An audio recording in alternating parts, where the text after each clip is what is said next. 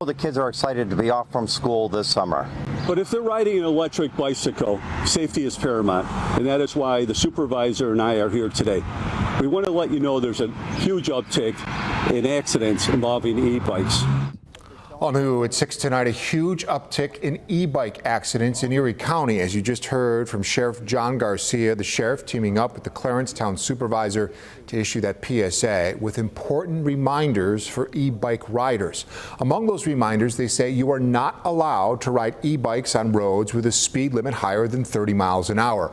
You must also be 16 years or older to operate an e-bike.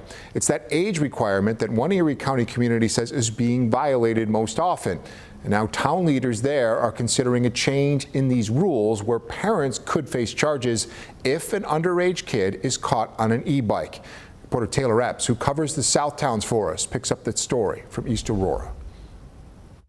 Well, Jeff, it turns out e-bikes are really popular for people here in East Aurora, and we're talking folks of all ages. I just turned 90. And Donald Mead is still pedaling. I've ridden all my life. I have switched to the e-bike because I find that at this age, it gives me some help on hills. Don is in a Facebook group for e-bike riders over 70, but he sees a lot of riders who are much younger, which can be concerning. If you use the power assist, you can damn near do a wheelie on them.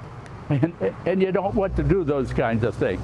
Motorists are traveling at 30 miles an hour. Some of these youth are passing them without helmets on, and it's creating very hazardous situations. Chief Patrick Welch says it's raising alarm in the village of East Aurora. So we're doing our best effort to get ahead of it. We're doing our best effort to educate the public and educate parents specifically. The village is considering taking the state's law on e-bikes a step further. State law says if a parent is around while a child under 16 operates an e-bike, they could be cited. East Aurora leaders want to make it so a parent can be cited whether they're there or not. I've spoken with parents that aren't very happy with our enforcement of it, let kids be kids kind of thing.